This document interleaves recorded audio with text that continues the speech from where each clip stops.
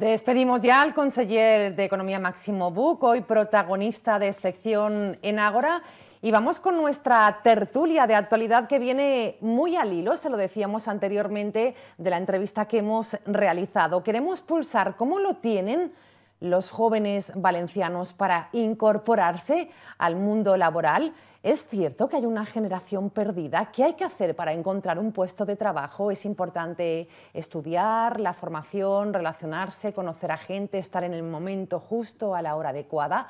Todo ello lo vamos a analizar en los próximos minutos con 4 tertulianos. Contamos esta noche en Ágora con la presencia del Ejecutivo de Desarrollo Personal de Consum. Hablamos de don Vicente Sanz. ¿Qué tal? Buenas noches. Buenas noches, Silvia. ¿Qué tal? Y gracias por estar con nosotros. Un punto importante, el que nos va a dar como empresa Consum en la Comunidad Valenciana. Efectivamente. Gracias, Vicente. Está con nosotros también Enrique García, es asesor de emprendedores. Hola, buenas tardes, Silvia. Buenas noches. Esto está muy de moda, emprender. Sí, ahora debatiremos si hay burbuja sobre el emprendizaje o no, con todo esto de que dicen que el emprendizaje es como la salida a la crisis. Y hablaremos de esto, a ver cómo lo tienen los jóvenes. Será una buena solución, ¿no? De emprender o no. ¿Qué es esto de emprender? ¿Cómo se emprende de un día para otro? Lo vemos esta noche también en nuestra tertulia. Contamos con una profesora de Florida Universitaria, Sandra Molines. ¿Qué tal? Hola, buenas noches. Ella tiene contacto a diario con los jóvenes, mejor que nadie, para contarnos las inquietudes de este sector y lo bien o mal que lo tienen los jóvenes para incorporarse al mundo laboral. Así es. Bueno, gracias, Sandra, también. Y queríamos también tener a un universitario, en este caso del grado en Liderazgo Emprendedor e Innovación. Hablamos de Martín Recondo. Martín, buenas noches. Hola, buenas noches, Silvia. ¿Se ve el futuro muy negro, Martín, así a priori? Se ve el futuro. Habrá que moverse en busca de oportunidades, pero futuro existe y hay, por supuesto. Habrá que pelear por él. Bueno, pues te veo positivo, esto es importante. Claro. Vicente, hablamos por ahí de positivismo, lo que nos decía también el conseller, una palabra que estamos repitiendo mucho esta noche. Nos decía, además a micrófono cerrado, que son muchísimos los currículums que a diario llegan a una empresa como Consum. ¿Quién es el afortunado? ¿Cuál es ese currículum que sale de entre todos y consigue ese puesto de trabajo? Bueno, en la práctica nosotros, nuestro negocio fundamental es abrir supermercados. Entonces hay un primer elemento que es un poco lotería y es dónde vamos a abrir un supermercado. Si lo abrimos en una población como Valencia Ciudad, pues evidentemente el abanico es muy amplio. Si abrimos una tienda en Denia, como abrimos recientemente, o si este año abrimos 5 tiendas en la provincia de Almería, pues se van a beneficiar 150 o 200 personas que actualmente están en el paro. Entonces, esa es la primera situación. Es cierto que en este momento, como os comentaba antes, pues una empresa como Consum, que tiene 11.000 trabajadores, en nuestra base de datos tenemos 150.000 solicitudes, y esto es algo que no lo escondemos. Esto lo dije el otro día también en la jornada de Impulsat, auspiciada por el Cerveza en Valencia. Por lo tanto, la gente lo que tiene que hacer, no solo de cara a Consum, sino de cara a otras empresas, es moverse y hacerse visible, no limitarse a enviar currículums a través de las bases de datos. ¿Pero cómo se hace uno visible, pregunto?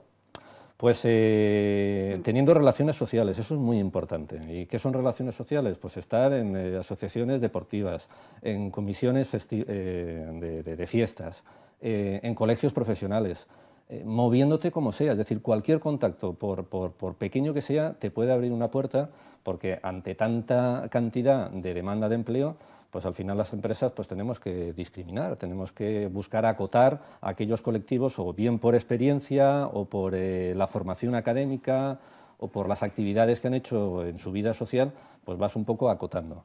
Pero evidentemente el escenario es el que es, no vamos a mentir, es decir, el paro es el que es, y afecta especialmente a la población joven, ¿no? El 55% de los jóvenes en España en estos momentos, entre 18 y 25 años, no tienen un puesto de trabajo. Y lo tienen complicado para conseguirlo, lo veremos también. Enrique, ¿qué decir? Y también abro un poquito a nuestros contertulios de las primeras palabras de Vicente, hacerse visible.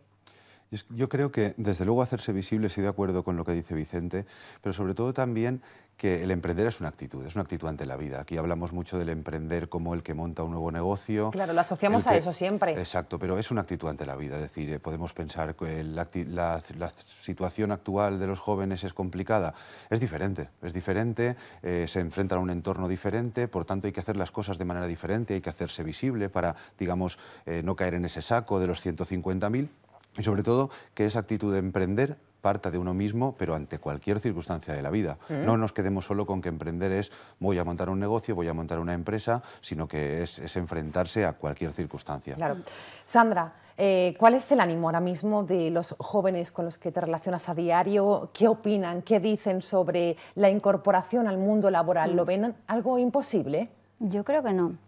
Yo creo que hay una actitud positiva.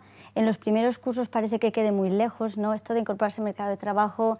Nuestra pretensión en nuestro modelo educativo es desde primero, el mercado de trabajo es mañana, en un abrir y cerrar de ojos terminarás de estudiar y tienes que estar en constante movimiento, como muy bien decía el compañero. Sí que, por lo que decíais antes, el tema de la venta de ti mismo es algo inherente ya a todas las titulaciones. En nuestro modelo educativo, desde tercero de grado, les enseñamos a hacerse un videocurrículum. A lo mejor antes mandabas un currículum en papel, pero eso ya no marca la diferencia. Ahora es mejor a través de un blog, de una página web, de un videocurrículum, entonces es muy importante diferenciarse. Nuevas tecnologías, redes sociales, que hay que cuidar muchísimo, la huella digital también que dejamos, porque esto también lo van a mirar a la hora de contratarnos o no. Martín, ¿cómo se ve todo esto que estamos escuchando esta noche como estudiante, como futuro que se va a incorporar al mundo laboral? Bueno, gracias a Dios, la verdad es que mi carrera es un tanto peculiar, liderazgo emprendedor e innovación, y desde el primer momento estamos en el mercado, ¿no? Y eso hace que durante los 4 años aprendemos también a adaptarnos, digamos, a las necesidades que existen en este mercado.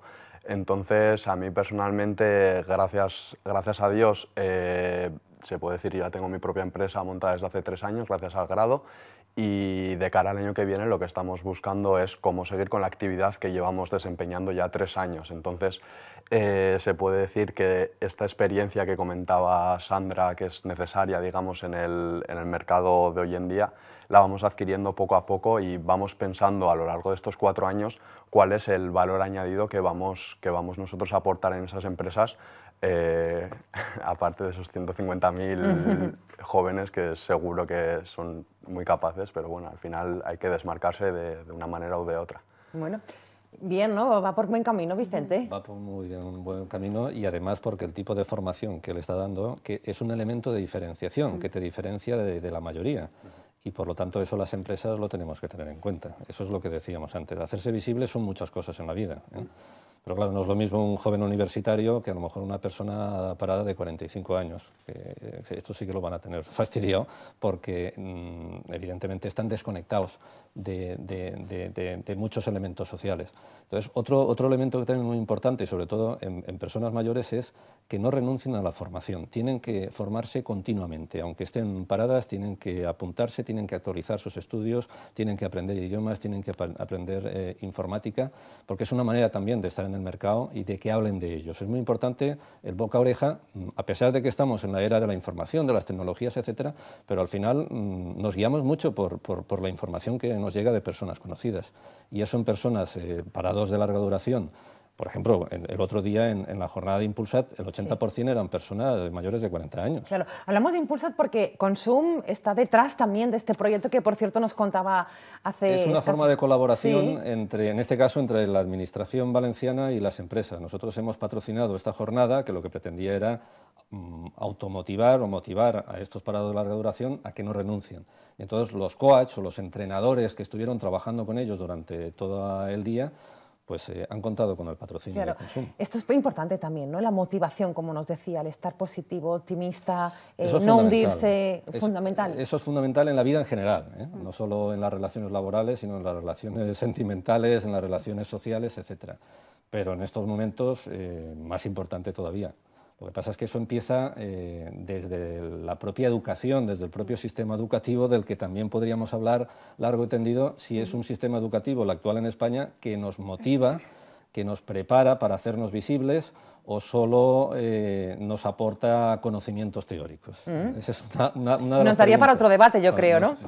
Bueno, yo decía que al principio de nuestra tertulia se oye hablar mucho últimamente de esa generación perdida. ¿Qué opináis al respecto? ¿Creéis que realmente existe esta generación perdida o esto es muy pesimista, ¿no? Sí, no, yo no hablaría de generación perdida, sí que hablaría de una generación que por circunstancias pues están enfrentando a un entorno complicado. Diferente, más complicado quizá que hace unos años, pero yo no la definiría como una generación perdida. Tiene que ser una generación que se adapte, una generación que sea consciente de en qué entorno se mueve y que, como hablábamos, que ya ha aparecido muchas veces la palabra diferenciarse, ante un entorno diferente no podemos seguir haciendo las cosas de la misma manera, pero en ningún ámbito. Por tanto, esa generación perdida yo creo que lo que tiene que hacer es adaptarse a las circunstancias y en nuevos puestos de trabajo que están por venir, nuevos roles, nuevas maneras de enfrentarse a esos negocios, a esas nuevas tecnologías, a esa conexión, a esa globalización. Es decir, no es perdida, pero yo hablaría de adaptar, se tiene que adaptar. Sí, Sandra, ¿de acuerdo? Sí, yo creo que no se han perdido, pero tienen que encontrar caminos diferentes. Que a lo mejor antes el camino iba muy marcado y ahora tienen que abrir camino. Entonces... Nos encontramos en estos momentos con la generación de jóvenes en España más formada de toda la historia. Más preparada. Más preparada. Y que se tienen que ir, además. Y además que se tienen que ir. Sí que es cierto, y los que tenemos más edad, que la sociedad del siglo XXI no tiene nada que ver con la del siglo XX. Es decir, en el siglo XX, cuando la gente salía de la universidad fundamentalmente, pues prácticamente ya tenía un puesto de trabajo. Eso hoy en día ha cambiado radicalmente. El problema es que seguimos con modelos educativos en los cuales, con planteamientos del siglo XX, es decir, de transferir conocimientos creyendo que luego el mercado nos está esperando con los brazos abiertos, y eso no es así. Por lo tanto, esto empieza desde la base, empieza desde inculcar a las nuevas generaciones de que la sociedad cambia, de que vamos a vivir permanentemente en crisis. Yo lo decía el otro día, yo he vivido ya 3 crisis, la crisis del 73, la crisis de los 90 y ahora la crisis del 2008. Y bueno, pero esta quizás la peor de todas, ¿no? Sí o no, porque la del 73 también afectó a mucho a España en el contexto político de aquella época. Pero nos tenemos que acostumbrar a que esto va a ser así. Y lo que ocurre es que nos tenemos que formar y nos tienen que educar desde pequeños a que esto tiene que ser así, y a que el mundo es cambiante y a que tenemos que disponer de ciertas herramientas o de ciertas habilidades que nos predispongan a ese mundo y ese escenario cambiante.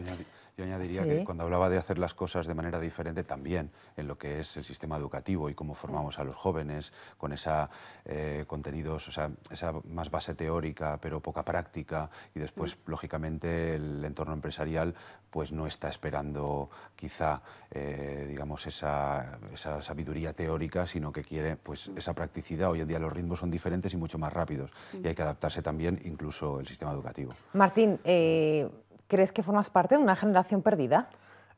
Para nada, Silvia, y toco madera porque así no sea. De hecho, bueno, yo tengo la suerte de tener grandes amigos que están trabajando hoy en día, y tengo la desgracia también de tener grandes amigos que están en paro hoy en día. Estoy totalmente de acuerdo con lo que han compartido mis compañeros esta noche, en que lo que tenemos que saber hacer es adaptarnos, que es una palabra que está saliendo muchísimo y desde el principio en el debate de hoy.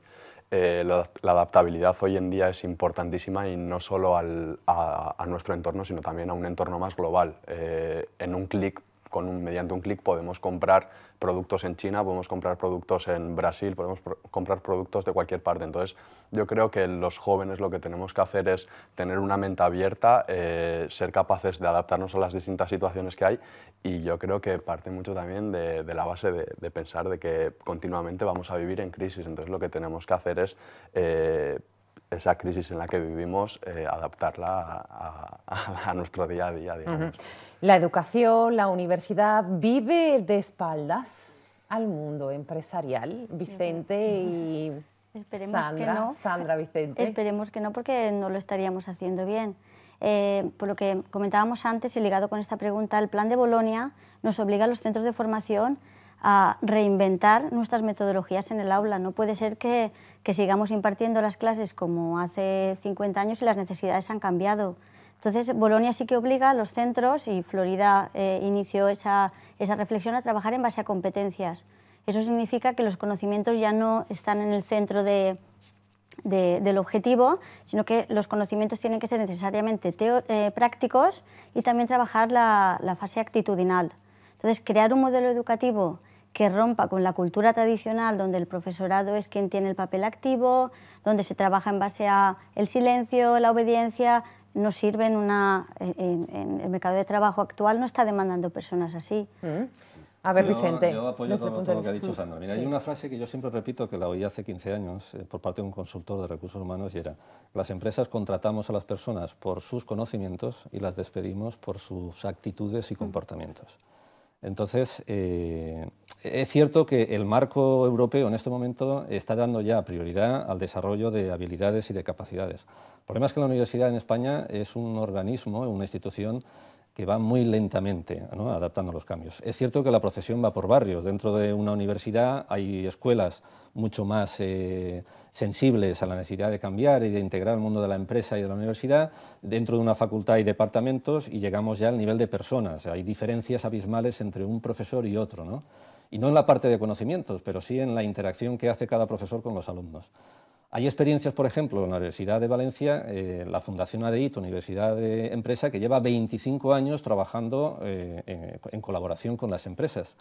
Y luego hay metodologías educativas por parte de universidades, como puede ser Florida, y sobre todo las cooperativas en el mundo de la enseñanza son muy innovadoras en la implantación de nuevas metodologías, que están apostando desde hace muchos años por el desarrollo de habilidades y destrezas en consonancia con los conocimientos. Eso es lo que en el mundo de la empresa llamamos la gestión por competencias o la gestión del talento, que es lo que estamos practicando y lo que estamos demandando. Entonces, sí que hay una sintonía general por parte de la administración, por parte del mundo de la universidad y por parte del mundo de la empresa. Lo que ocurre es que muchas veces nos quedamos en el discurso y luego las prácticas van por otro camino. Entonces, lo que hay que hacer es pues ser coherentes y practicar el discurso. Bueno, pues... En nuestro caso, sí, me gustaría añadir que en nuestro proyecto educativo todas las titulaciones en tercer curso tienen que resolver problemas reales que les pasen a las empresas.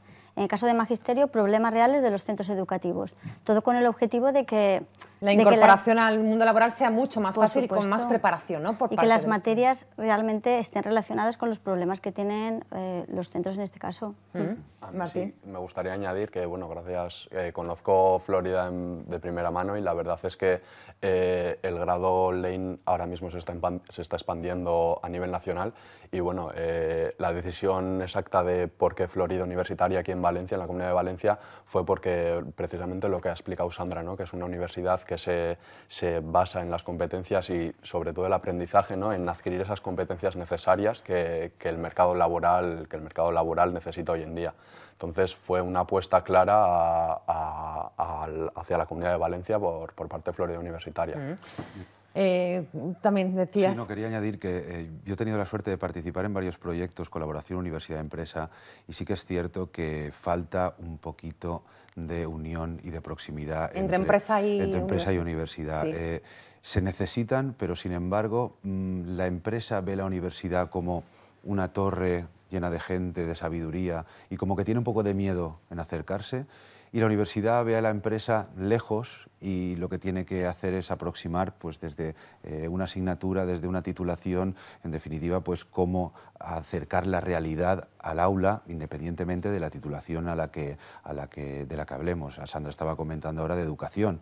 O sea, los alumnos dices que resuelven problemas de empresas, centros educativos, pero que si habláramos de ya, digamos, titulaciones que pueden estar más vinculadas a la empresa, como ADE, empresariales, pues lógicamente eso, si cabe más aún, hay que aproximar el mundo de la universidad a la empresa. Y sí que es cierto que hay muy buenas prácticas y muchos proyectos de investigación hechos en cómo fomentar diferentes metodologías y diferentes, digamos, mecanismos para unir esa colaboración. Pero queda todavía mucho por hacer, ¿no, Vicente? Sobre todo lo que hay que hacer es implementar, es decir, en todos esos estudios que existen, lo que hay que hacer es llevarlos a la práctica y llevarlos con planes estratégicos.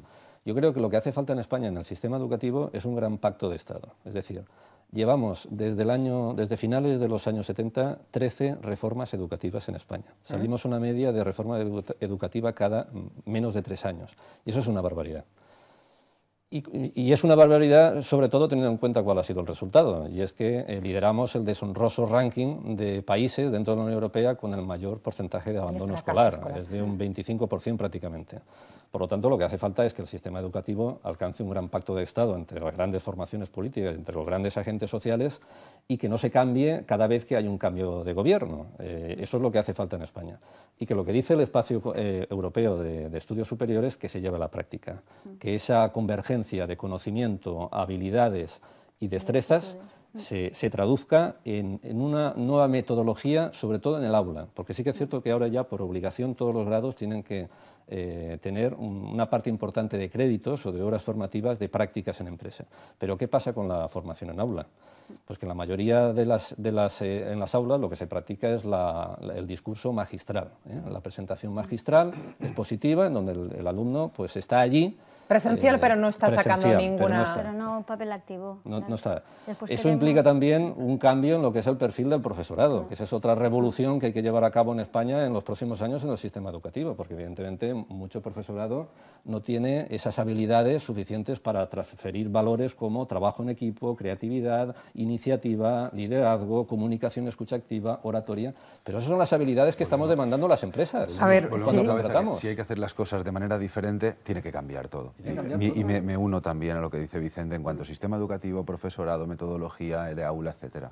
Eso tiene que cambiar, Sandra, de acuerdo, ¿no? Como parte implicada, como... Sí, yo lo que sí que me doy cuenta es que el alumnado que llega a Florida ha pasado mucho tiempo por metodologías muy pasivas, mucha clase magistral, y cuando de repente le pides, no, es que aquí vamos a valorarte y en nota, y es muy importante que sepas trabajar en equipo, que tengas iniciativa, que seas una persona creativa, y también les descolocas muchísimo. Es decir, que porque están acostumbrados a otro tipo de metodología. Quieren exámenes, ¿no? Muchas veces quieren, no, es que no es necesario un examen para que aprendas y para que te desarrolles. Hay muchas metodologías mucho más interesantes y también sufren un poco nuestro modelo. Pero lo que sí que está claro, Vicente, que la formación importantísima, es decir, ahora mismo las empresas, en este caso como Consum, reclaman formación en habilidades y destrezas. ¿Qué más se valora? ¿Idiomas? Idiomas, si los puestos lo requieren también. En el sector de servicios donde nos movemos ahora, pues no es uno de los elementos más importantes. Pero en cualquier puesto de trabajo, por ejemplo, en el caso de Consum, nosotros tenemos definidas 17 competencias que se requieren en mayor o menor medida en la mayoría de los puestos de trabajo. Y son las competencias que te estaba mencionando antes. Entonces, en los procesos de selección o de promoción interna, lo que intentamos es detectar en qué medida esas habilidades las personas las tienen, o cuál es el gap, cuál es el desajuste con el perfil del puesto. En nuestro modelo de evaluación de desempeño, que evaluamos anualmente a todos los trabajadores, la parte de conocimiento solo tiene un 25% de peso. El resto, el 75%, son las competencias, las que he mencionado antes.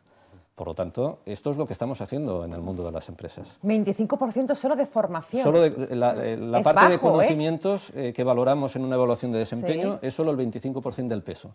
El resto son las competencias. Trabajar en equipo. Exacto, a través de conductas que evidencien que esas competencias las tienen. Trabajar en equipo, la capacidad de comunicarse, de orientarse al cliente, de orientarse a los compañeros, creatividad, la capacidad de adaptación a los cambios, porque las empresas estamos cambiando permanentemente y eso es un valor que tienen que tener las personas, no solo los jóvenes, sino también los mayores. Eso es lo que estamos valorando, pero no solo Consum, la inmensa mayoría de las empresas. Pero esto es difícilmente valorable en un currículum, ¿no? Vicente, pero mira, digo, yo pregunto, de otra ignorancia. En uno de estos foros de debate había una empresa que valoraba, por ejemplo, mucho a la hora de detectar este tipo de habilidades, en qué medida las personas colaboraban, y volvemos a lo que decía al principio, con organizaciones no gubernamentales. Claro. Porque ese tipo de habilidades en las ONG se trabajan mucho, ¿no? La orientación a las personas, la capacidad de empatizar, de orientarte a las personas, el trabajar en equipo en un momento determinado, el cómo afrontar un conflicto, una crisis que se te produce, ¿no?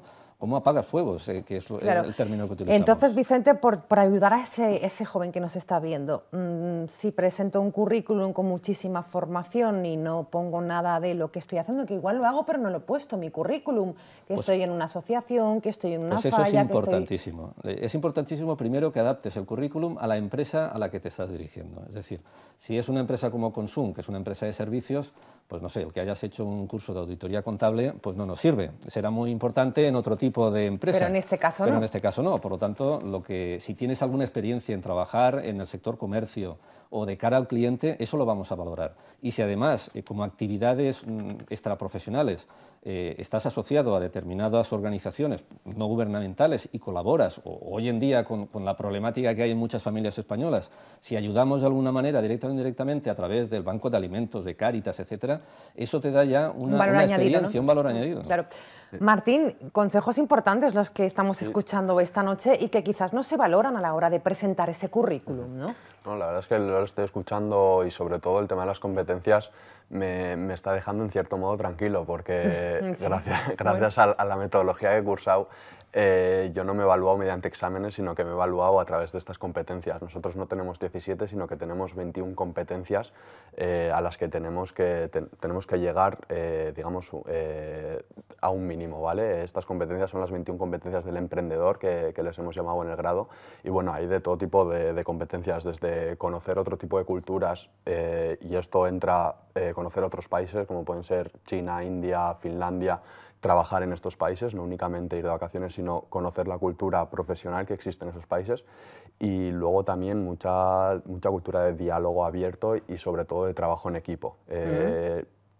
Me atrevo a decir que no solo he trabajado en equipo, sino que he emprendido en equipo y eso ha hecho que esta competencia yo creo que la verdad la tenga bastante superada, ¿no? Y aprobada. Eso es. Enrique, muchas cosas las que estamos tratando esta noche, sobre todo, bueno, pues para que ese joven, ¿no?, pueda tener más fácil encontrar ese puesto de trabajo, bajo una palabra también, emprender, como decías al principio. Yo estoy de acuerdo con lo que estaba comentando Martín, Sí. con lo que estaba diciendo Vicente. Esas competencias y esa actitud, cuando un emprendedor se enfrenta a ese proceso en el que te pide asesoramiento para poder ayudarle a montar su propia empresa, sí que es cierto que detectas que no es tanto la parte de formación que pueda tener, sino esa parte de actitudes, esa parte que muchas veces no se ve en el currículum porque no pone diplomado o licenciado en X o en Y. Sí que esa actitud hace que independientemente de la titulación que tenga, lo veas con muchas más ganas, con esa proactividad, con esa, digamos, ese no tener miedo al error, ese lanzarse a poner en marcha algún negocio. Y sí que es cierto que sin preguntarle a la persona que tienes delante, la cual estás asesorando para poner en marcha el negocio, sin preguntarle el título que tiene o si es titulado universitario o no es titulado universitario, la actitud desde luego es lo que hace lanzarse y dispararse. ¿Es fácil emprender en estos momentos? Sí, os pido muy breves porque nos vamos. ¿Es fácil emprender conforme lo tienen los jóvenes ahora, Vicente? Con personas como Martín es facilísimo, es ¿Sí? decir, porque ya tiene ese bagaje, esas competencias, por esa ya las preparación, con esa ya formación. las trae. Es decir, hay una máxima que es aprender haciendo y en este caso es así. El resto de jóvenes, pues si no han conseguido formarse en esas competencias durante la formación académica, yo lo que les animo es a que a través de cursos posgrado, a través de seminarios, de los que hay en el mercado, de talleres, etcétera, que vayan entrenándose y que vayan asumiendo esas competencias, porque esas competencias se pueden aprender.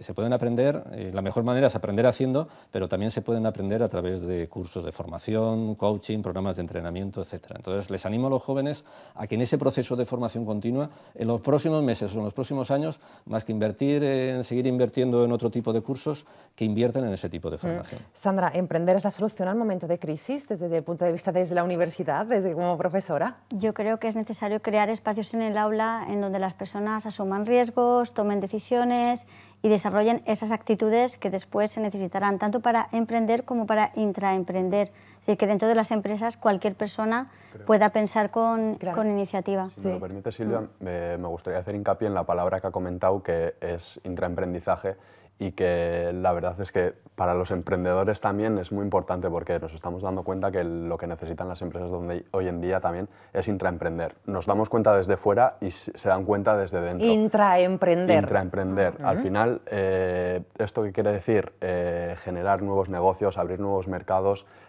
incluso directamente saber autogestionar, conocer lo que es autogestión dentro de una empresa, ¿no? Dentro del equipo de una empresa. Gracias a Dios aquí tenemos una oportunidad muy grande porque en épocas de crisis, sobre todo las empresas, es cuando tienen que buscar ese cambio, tienen que buscar crecer, porque en épocas de crisis si no creces la verdad es que es difícil crecer, pero siempre hay que buscar ese crecimiento aunque estemos en épocas de crisis, y la oportunidad que tenemos ahí en la empresa hoy en día es la del intraemprendizaje. Bueno. Yo animo a todos los jóvenes a que se informen y que conozcan lo que es el intraemprendizaje. Se nos acaba el tiempo. ¿Querías añadir? Simplemente, muy brevemente, que a tu pregunta de si es fácil emprender, es fácil emprender. Hoy en día hay mecanismos, herramientas suficientes para emprender. Lo que sí que pienso yo es que no hay que caer en el error de, como la situación es tan complicada, voy a emprender por emprender. Ya. Importante. Bueno, hemos querido pulsar hoy cómo lo tienen los jóvenes para incorporarse al mundo laboral. Les voy a pedir a nuestros 4 invitados una frase, una palabra de ánimo, de mensaje final de lo que hemos abordado esta noche. Hay una generación perdida, hemos llegado a la conclusión que no, cómo lo tienen los jóvenes, cómo hay que prepararse, cómo hay que hacer ese currículum, consejos importantes los que nos ha dado Vicente Sanz de Consum. Vamos a empezar con Martín, como estudiante. Una frase. A mí me gustaría animar a todos los jóvenes, sobre todo, y a aquellos alumnos que no tienen del todo claro, es que sobre todo miren distintas posibilidades, distintas puertas y que piensen muy bien qué es lo que quieren hacer el día de mañana. Bueno. A partir de aquí, que prueben y sobre todo, bueno, yo sí que les animo a que echen un vistazo al grado Liderazgo Emprendedor e Innovación, que a mí personalmente me ha venido muy bien. Gracias, Martín. Muy breve, gracias. Perdón. Buenas noches. Sandra, rápido. Yo diría que cada persona busque su talento, aquello que se le da bien, aquello en lo que disfruta, y a partir de ahí que se esfuerce formándose para desarrollarse en un futuro. Gracias también, Sandra. Enrique, tu frase final. Yo diría que sobre todo, no solo a los jóvenes y no tan jóvenes, actitud, positividad y sobre todo que estas situaciones complicadas también digamos, nos ponen delante muchas oportunidades. Gracias también por estar con nosotros, Enrique. Gracias. ¿Y Vicente? La frase resumen, la actitud clave del éxito. Y eso no es una cuestión de edades, eso es una cuestión de mentalidad. Bueno, pues nos gusta. Gracias. También, Vicente, le agradecemos su presencia esta noche porque nos ha dado muchos consejos, especialmente a esos jóvenes que no lo están pasando nada bien. Hasta siempre. Buenas noches. Muchas gracias. Así terminamos y hablándoles de un sector, los jóvenes, y de la incorporación al mundo laboral. Mañana les espero la cita, como siempre, a las 8 de la tarde. Información, actualidad, debate. No se pierdan mañana el debate. Ya les aviso que va a ser importante, tertulia política con la presencia, entre otros invitados, de Mónica Oltra, Josep Moreno y Alexis Marín de UPyD. Tendremos también a una diputada del Partido Popular. Eso será mañana. Gracias por estar ahí. Buenas noches.